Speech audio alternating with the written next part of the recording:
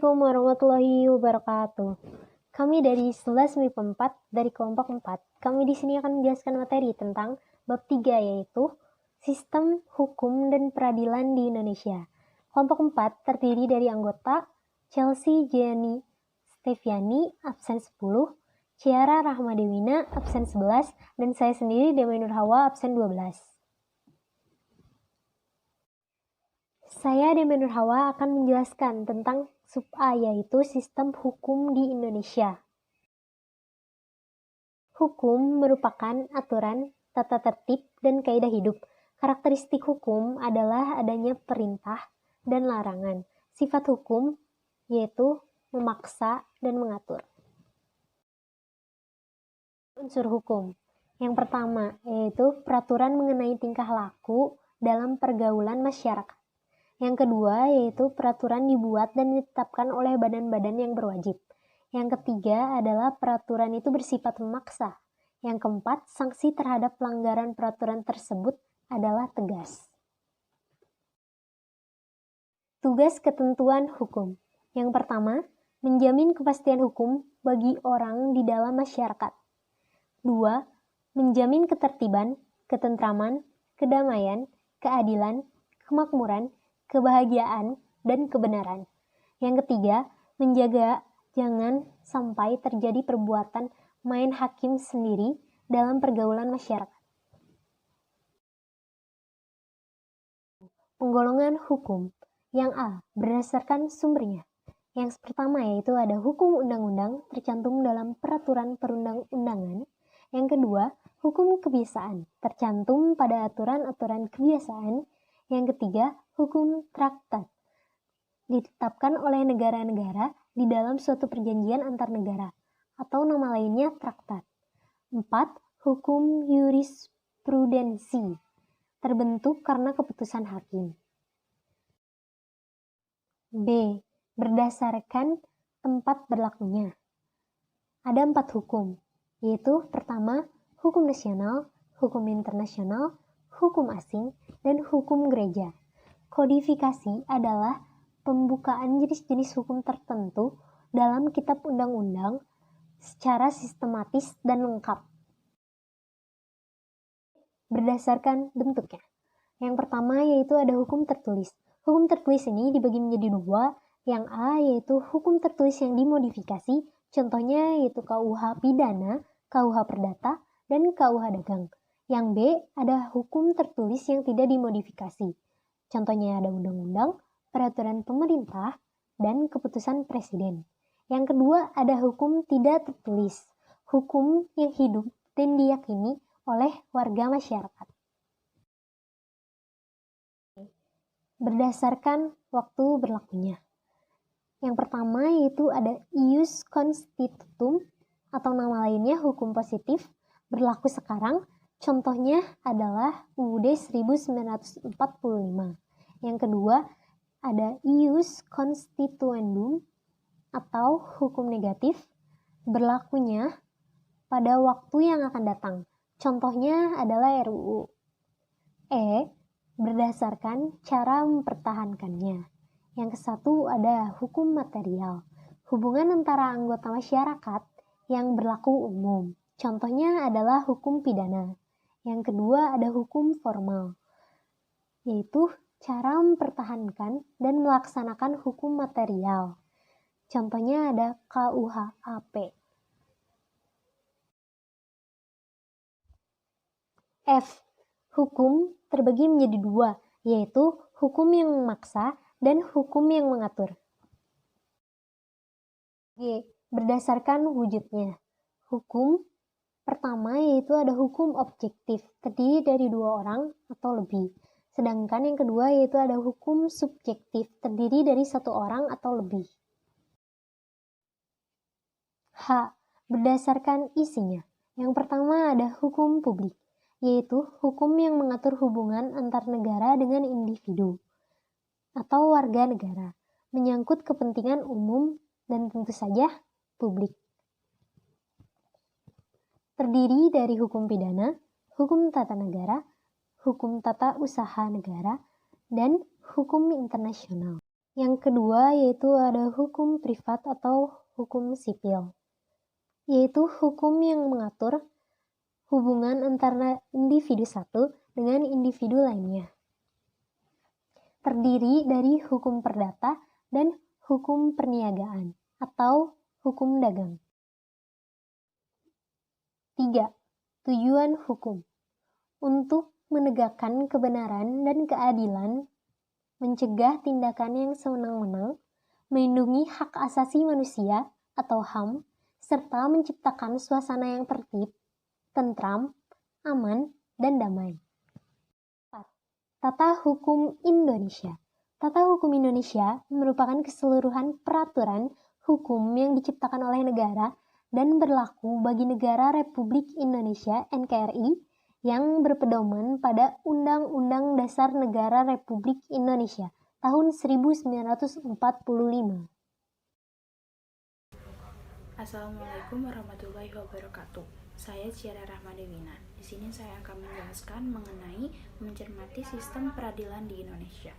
Makna lembaga peradilan. Lembaga negara yang mengawasi pelaksanaan suatu kaidah hukum sering disebut sebagai lembaga peradilan, yang merupakan wadah bagi setiap rakyat untuk mencari keadilan sesuai dengan ketentuan hukum yang berlaku.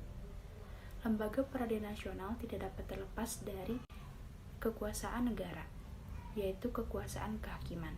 Di Indonesia, perwujudan kekuasaan kehakiman diatur dalam UUD RI nomor 48 tahun 2009 tentang kehakiman, yang merupakan penyempurnaan dari UUD nomor 14 tahun 1970 tentang pokok-pokok kekuasaan kehakiman.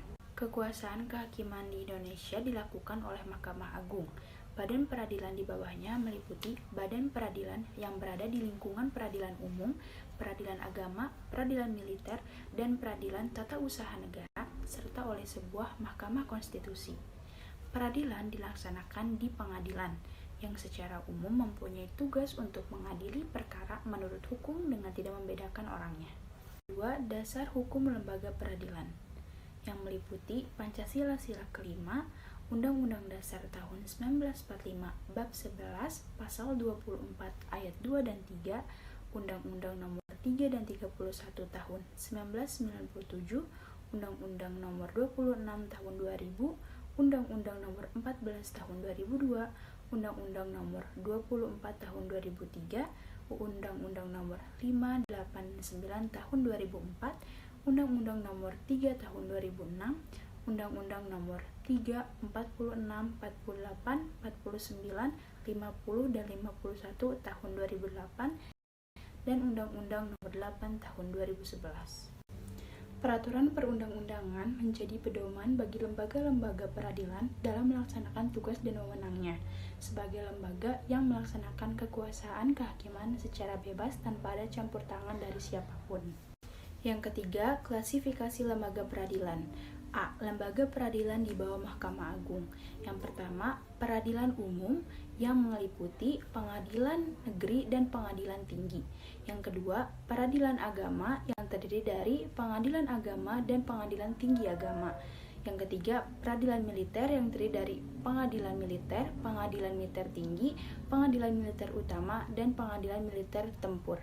Yang keempat, peradilan tata usaha negara yang terdiri atas pengadilan tata usaha negara dan pengadilan tinggi tata usaha negara. B. Mahkamah Konstitusi.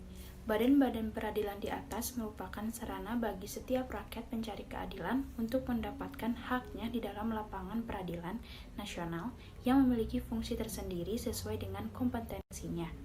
Kompetensi sebuah lembaga peradilan ialah yang pertama, kompetensi relatif, yaitu kompetensi yang berkaitan dengan tugas dan wewenangnya untuk mengadili suatu perkara.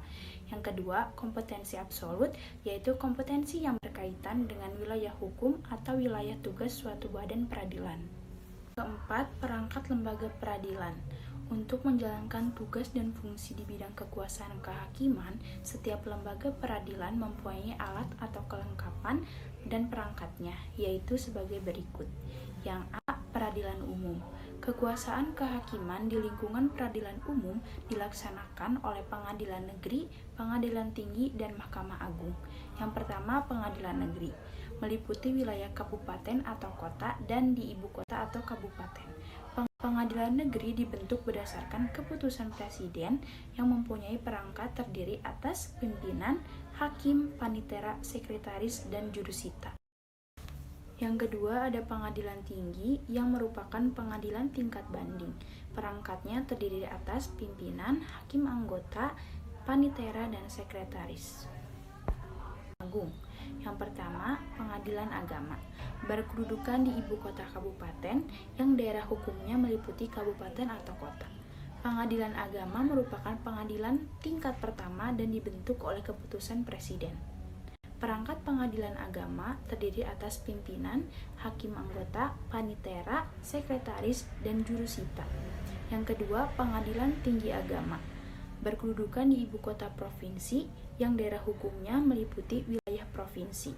Pengadilan tinggi agama merupakan pengadilan tingkat banding.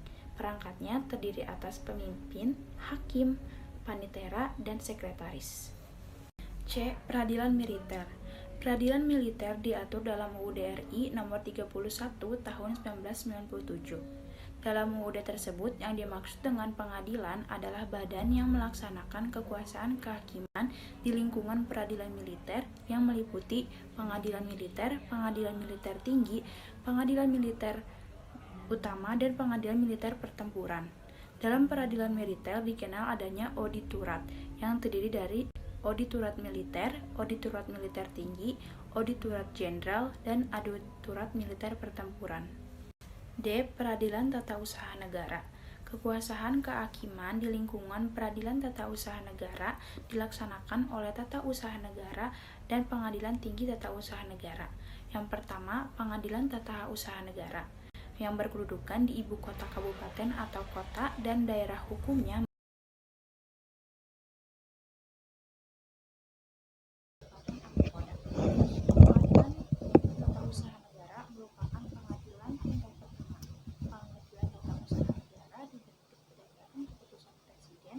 mempunyai perangkat terdiri atas pimpinan, hakim anggota, panitera, sekretaris, dan jurusita. Yang kedua, pengadilan tinggi tata usaha negara. Daerah hukumnya meliputi provinsi. Pengadilan tinggi tata usaha negara merupakan pengadilan tingkat banding. Perangkatnya terdiri atas pimpinan, hakim anggota, panitera, dan sekretaris. Yang kelima, tingkatan lembaga peradilan. A. Pengadilan tingkatan pertama atau pengadilan negeri yang memiliki wewenang sebagai penentu sah atau tidaknya penangkapan, penahanan, penghentian penyelidikan atau penghentian tuntutan, dan ganti kerugian atau rehabilitasi bagi seseorang yang perkaranya dihentikan pada tingkat penyelidikan atau B. Pengadilan tingkat kedua yang memiliki fungsi dan wewenang, salah satunya ialah mengawasi juga meneliti perbuatan para hakim pengadilan negeri di daerah hukumnya dan mengadili perkara yang diputus oleh pengadilan negeri di daerah hukumnya yang dimintakan banding. C. Kasasi oleh Mahkamah Agung.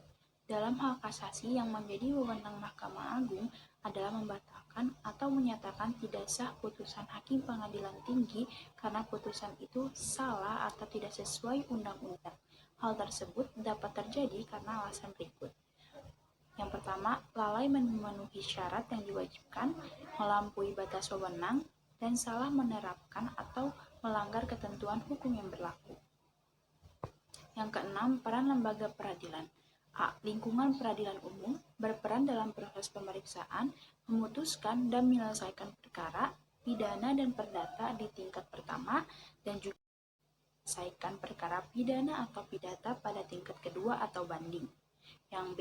Lingkungan peradilan agama berperan memeriksa, memutus, dan menyelesaikan perkara di tingkatan pertama antara orang-orang yang beragama Islam di bidang perkawinan, waris, wasiat, hibah, wakaf, zakat, infak, shodaqoh, dan ekonomi syariah. Yang C. Lingkungan peradilan tata usaha negara berperan dalam proses penyelesaian sengketa tata usaha negara. Yang ke D. Lingkungan peradilan militer berperan dalam hibah, wakaf, zakat, infak, shodaqoh, dan ekonomi syariah. Yang C. Lingkungan peradilan tata usaha negara dalam proses penyelesaian sengketa tata usaha negara. Yang kedua, lingkungan peradilan militer berperan dalam menyelesaikan dan menyelenggarakan proses peradilan dalam lapangan hukum, tentunya pidana dan bagi pihak tertentu. Mahkamah Konstitusi berperan untuk menguji undang-undang terhadap Undang-Undang Dasar Negara Republik Indonesia tahun 1945, memutus sengketa kewenangan, memutus pembubaran partai politik, dan memutus perselisihan tentang hasil pemilihan umum.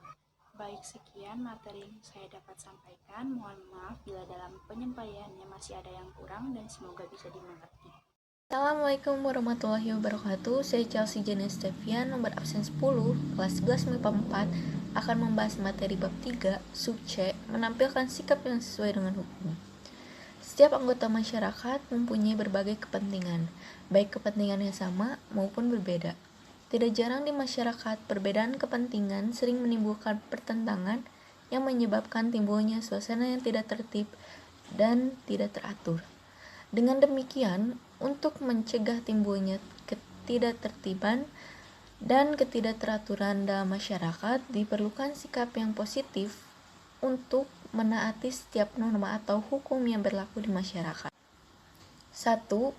Perilaku yang sesuai dengan hukum.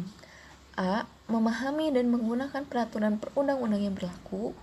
B. Mempertahankan tertib hukum yang ada. C. Menegakkan kepastian hukum. Adapun ciri-ciri seseorang yang berperilaku sesuai dengan hukum, seperti A. Disenangi oleh masyarakat pada umumnya. B. Tidak menimbulkan kerugian bagi diri sendiri dan orang lain. C. Tidak menyinggung perasaan orang lain. D. Menciptakan keselarasan. E. Mencerminkan sikap sadar hukum. F. Mencerminkan kepatuhan terhadap hukum. Perilaku yang mencerminkan sikap yang sesuai dengan hukum harus kita tampilkan dalam kehidupan sehari-hari di lingkungan keluarga, sekolah, masyarakat, bangsa, dan negara. 2. Perilaku yang bertentangan dengan hukum beserta sanksinya. A. Macam-macam perilaku yang bertentangan dengan hukum. 1. Pelanggaran hukum oleh si pelanggar sudah dianggap sebagai kebiasaan bahkan kebutuhan. 2. Hukum yang berlaku sudah tidak sesuai lagi dengan tuntutan kehidupan.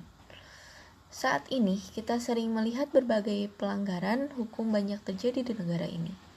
Hampir setiap hari, kita mendapatkan informasi mengenai terjadinya tindakan melawan hukum, baik yang dilakukan oleh masyarakat maupun oleh aparat penegak hukum itu sendiri. B. Macam-macam sanksi. Pernahkah kalian melihat tayangan iklan layanan masyarakat di televisi yang menggambarkan seorang wasit sepak bola ragu untuk memberikan kartu peringatan kepada pemain yang melakukan pelanggaran? Apakah kartu merah yang akan dikeluarkan atau kartu kuning? Keraguan-raguan wasit itu merupakan salah satu bukti penegasan sanksi yang tidak tegas. Sanksi terhadap pelanggaran itu amat banyak ragamnya, misalnya sanksi hukum, sanksi sosial, sanksi psikologis. Sifat dan jenis sanksi di setiap norma atau hukum berbeda satu sama lain. Akan tetapi dari segi tujuan sama, yaitu untuk mewujudkan ketertiban dalam masyarakat. Hal tersebut mengandung pengertian sebagai berikut. 1. Tegas berarti adanya aturan yang telah dibuat secara material. Misalnya dalam hukum pidana mengenai sanksi diatur dalam pasal 10 KUHP. Dalam pasal tersebut ditegaskan bahwa sanksi pidana berbentuk hukuman yang mencangkup A. Hukuman pokok yang terdiri atas 1. Hukuman mati, 2. Hukuman penjara yang terdiri dari hukuman seumur hidup dan hukuman sementara waktu setinggi-tingginya 20 tahun dan sekurang-kurangnya 1 tahun. B. Hukuman tambahan yang terdiri dari 1. Pencabutan hak-hak tertentu, 2. Perampasan barang-barang tertentu, 3. Pengumuman keputusan hakim. 2. Nyata, berarti adanya aturan yang secara material telah ditetapkan kadar hukuman berdasarkan perbuatan yang dilanggarnya.